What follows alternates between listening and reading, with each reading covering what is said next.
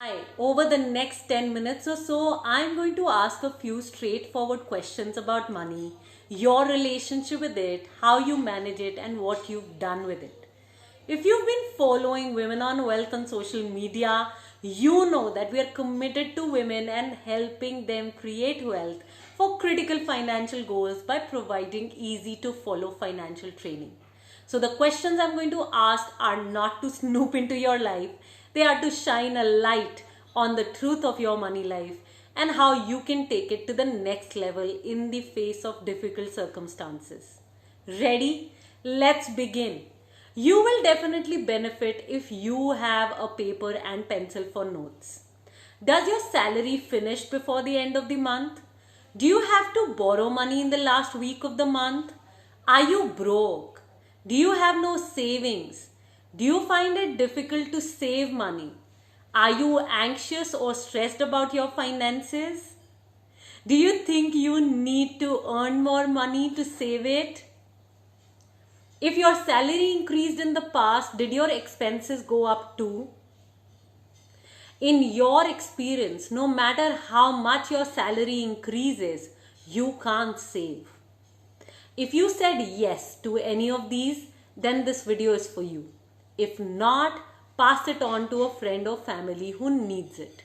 You will collect some digital karma. Here are a few steps you can take today. Step number 1. Acknowledge. Acknowledge that you're living paycheck to paycheck. No hiding, no putting stuff under the carpet, no shaming. Financial education has never been a part of our school and college system. So how can you expect to save money, invest it well and reach your financial goals?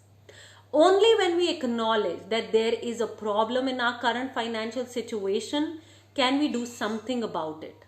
Once we acknowledge this, we get that we need support and that we need to address this issue and alter our financial destiny. Step number 2. Identify your financial goals. Why do you want to come out of living paycheck to paycheck? How would it change your life? Is it that you want to build that retirement corpus, your children's higher education fund, buy that house, build a corpus for your parents' old age, and more? Identify your why. Why do you want to do what you want to do, and is it compelling enough? Also, what will happen if you don't get there?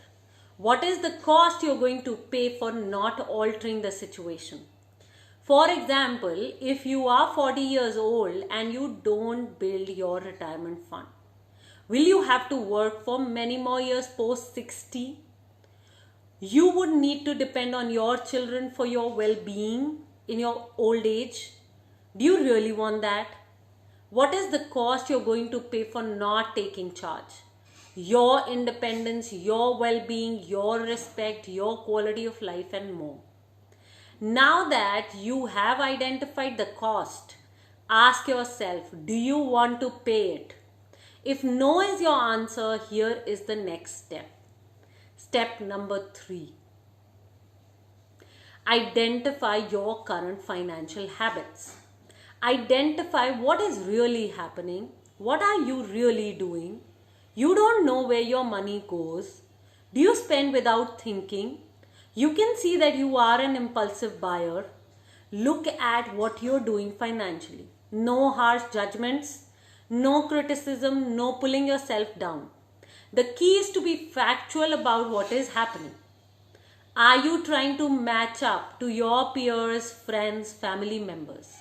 Are you trying to prove something to someone? Are you rebelling against your parents who didn't let you spend that much money as a child? Do you need to spend money to maintain a certain friend circle or network? You go out and eat out, or you order in quite a lot? The third step here is to identify what is really happening. And then the next step is to examine if your spending is aligned to your value system. If you value spending money on your health, but you spend money on your buying and eating unhealthy food frequently, you might want to red flag this habit. Not living your values will lead to more lack of fulfillment and stress. Let me share from my personal life. I value waking up at 5 a.m., for which I need to sleep early, while my friends value partying late till night. I just live my values. I value peace, being by myself most times, supporting other people, and growing with velocity. Sleeping early and getting up early helps me do that. So I follow my schedule. Step number 4. Your lack of money is really and truly not about your salary. Remember the time when your salary was less. Yes, just get that living paycheck to paycheck has very little to do with your income and more to do with your and your family's financial habits, mindset, expenses, yardstick of fulfillment, and more.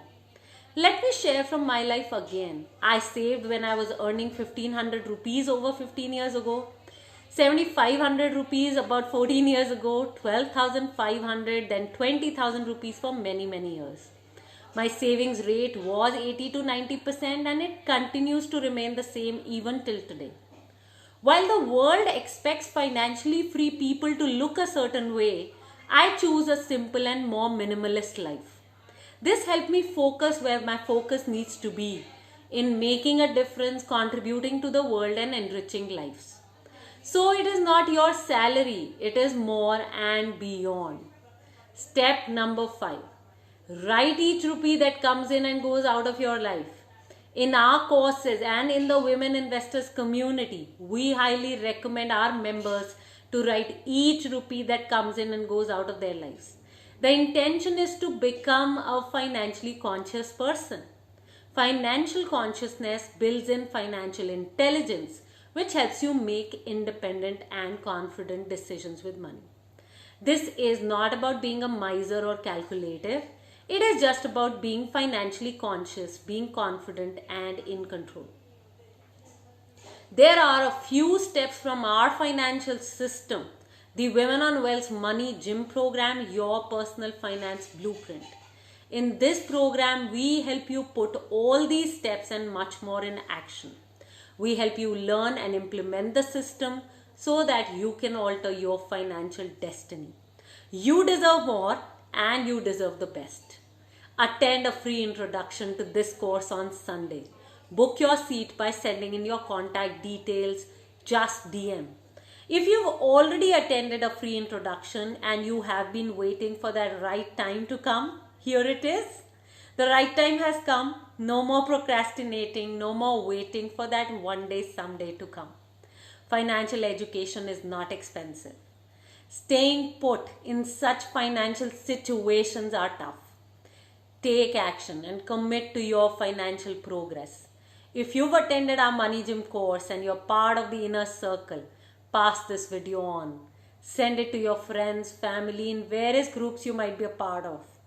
Who knows who needs to listen to this video? Pass it on and let's together support 50 lakh women become financially educated. Time for some comments. Start typing now. Take charge.